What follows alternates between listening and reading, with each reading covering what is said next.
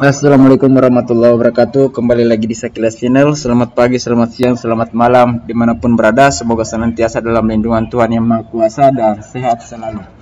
Baik teman-teman, terima kasih yang telah subscribe.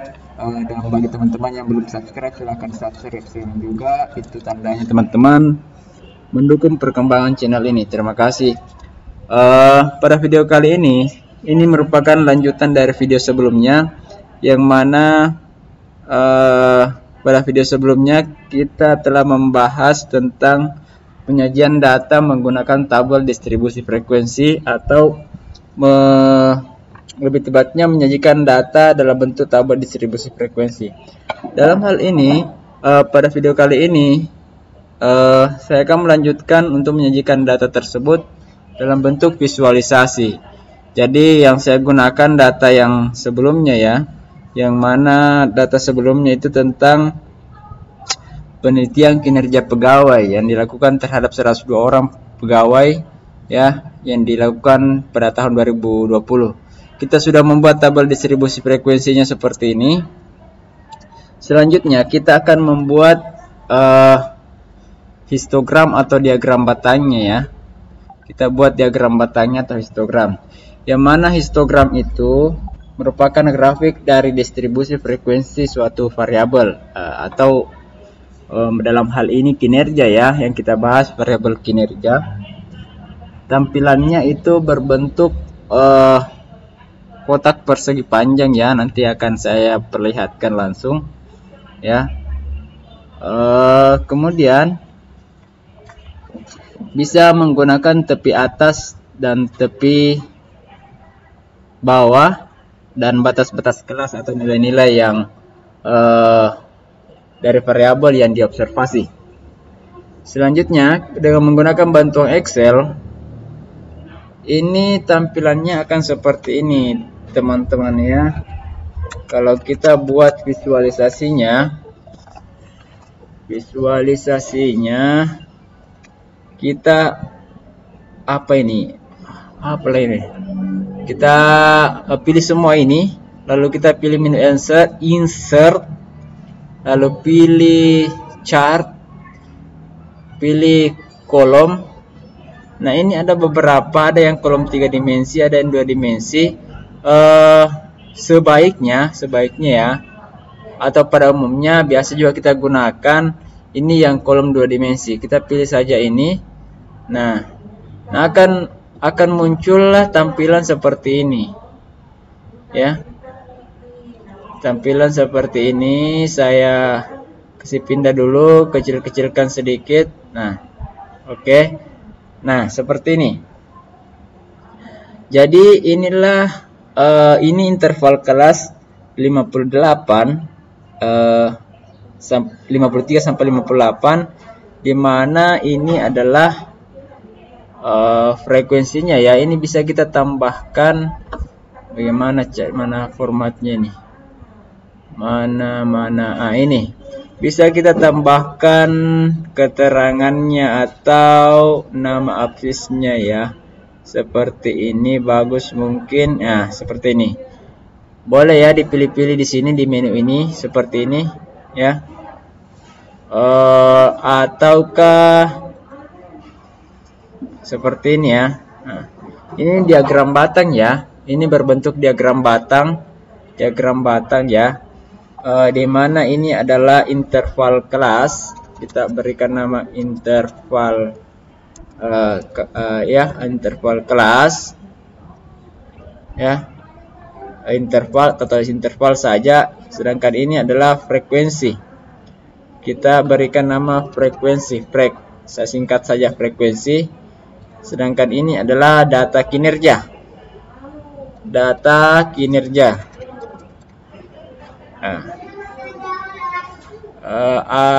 Kenapa tidak berubah ini?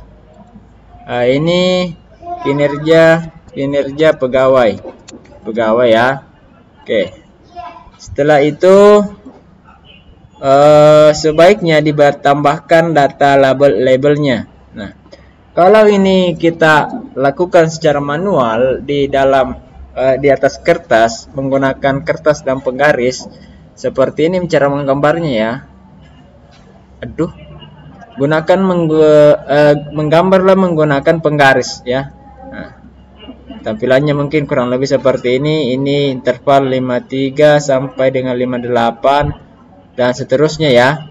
Ini 59 sampai dengan 64. Ini nilainya ini di 2 ini 0 ya. 0 1 1 2 3, jaraknya semua sama ya. Ini 13, mungkin di 13 ini agak naik di atas sedikit ya. Nah, 13 seperti itu kurang lebih. Cara menyajikan data menggunakan histogram ini ya. Ada pula bentuk histogram yang lain, bisa juga kita tampilkan dengan cara seperti ini teman-teman ya. Mana tadi desain ya, ini yang baku dempet-dempet semua seperti ini. Lalu kita tambahkan data tabelnya ya seperti ini ya. Boleh dempet-dempet seperti ini, boleh. Ini juga cara menyajikan data, bisa juga seperti ini dalam bentuk histogram ya, atau diagram batang. Ada juga yang berbentuk apa ya, diagram garis. Kalau diagram garis itu kita coba saya buatkan lagi. Kita insert kembali diagram garisnya. Nah, ini yang pilih yang lain.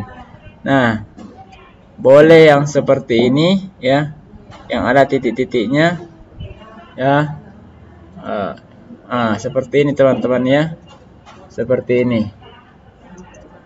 Kita rubah warnanya atau kita tambahkan data labelnya. Nah, seperti ini ya tampilannya kalau kita buat seperti atau visualisasikan dengan diagram garis ya.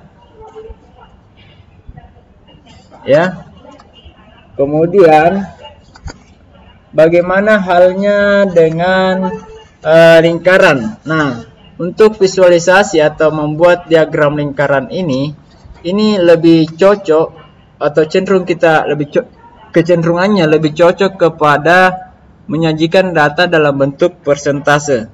Jadi saya hapus saja dulu ini supaya lebih bebas ruangnya. Menentukan persentasenya seperti apa? Jadi kita tambahkan dulu kolom di sini tabel persen ya.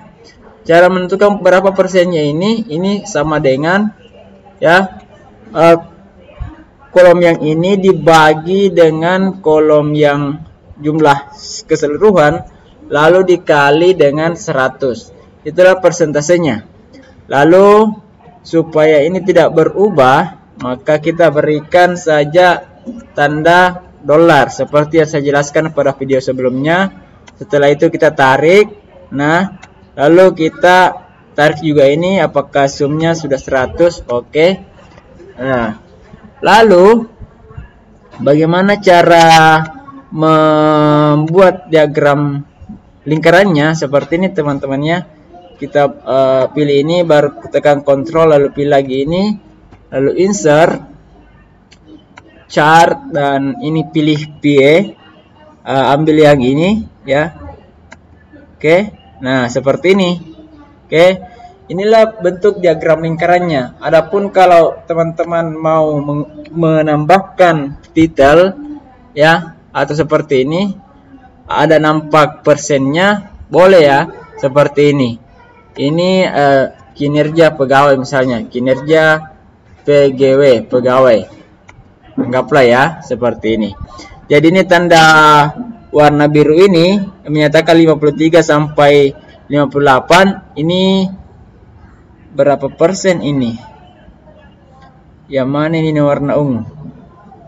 Warna ungu itu warna merah yang 13%. Nah, ini pembulatan teman-temannya 2%. Ini 1,9 ya, dibulatkan menjadi 2. 13 berapa? Itu 13% dari pembulatan 12,7%. Nah, bagaimana caranya dengan cara manual? Dengan cara manual ini teman-teman ya, kita perlu membuat dulu perhitungan. Misalnya seperti ini. Saya kasih contoh saja untuk interval 53 sampai 58 yang mana frekuensinya ini adalah 2, maka besar sudutnya kan kita mau buat sebuah lingkaran. Kita mau bagi-bagi lingkaran ini. Dalam satu lingkaran ada 360 derajat. Nah, ini semua pembagiannya ini nantinya interval 53 sampai 58, 59 sampai 64 itu memiliki besar sudut yang berbeda-beda tergantung daripada frekuensi tersebut. Bagaimana caranya? Caranya adalah ya, ini frekuensinya 2 dibagi dengan jumlah sampelnya 102 baru dikali 360 derajat. Nah, 360 derajat berapa ini? 2 per, coba saya bagi di sini ya, sama dengan 2 per 102 dikali 360. Ini sama dengan 7,058 derajat, atau kita kita buatkan saja menjadi 7 derajat. Lalu interval 59 sampai 64 itu frekuensinya adalah 13, berarti 13 per 102 dikali dengan 360 derajat. Ini 13 per 102 sama dengan 13 per 102 dikali 360 derajat. Kenapa dikali 360 derajat? Karena ini kan lingkaran ya, kita mau buat pemetaan dari sudut-sudut tersebut menjadi 45,88. Ini kalau dibulatkan menjadi 46 derajat. Teman-teman mohon maaf ya kalau ada suara-suara yang selain suara saya, ini karena saya merekam video ini di tengah-tengah, bukan pada saat situasi yang hening. Jadi saya harap bisa fokus ke suara saya. Jadi selanjutnya untuk 65 sampai dengan 70 dengan cara yang sama kita bisa memperoleh apalagi namanya besar sudutnya seperti ini ya. Besar sudutnya berapa? Setelah selesai itu semua, maka dengan menggunakan busur derajat ya, harus gunakan busur derajat, tidak boleh asal menebak. Gunakan busur derajat, lalu ukurlah dengan menggunakan busur derajat itu, lalu tandai misalnya di sini 7 derajat. Nah, ini 7 derajat ini miliknya siapa? Miliknya interval 53 sampai 58. Lalu 46 derajat itu kira-kira seperti ini. Kira-kira ya, ini perkiraan saya, gunakan saja busur derajat. Ini miliknya adalah 59 dan 64. Untuk selanjutnya saya serahkan kepada teman-teman untuk membuat diagram lingkarannya dengan cara seperti ini. Saya kira cukup sekian dulu untuk penjelasan singkat ini. Mudah-mudahan dapat dipahami dengan baik tentang penyajian data ini. Baik teman-teman, selalu jaga kesehatan. Assalamualaikum warahmatullahi wabarakatuh.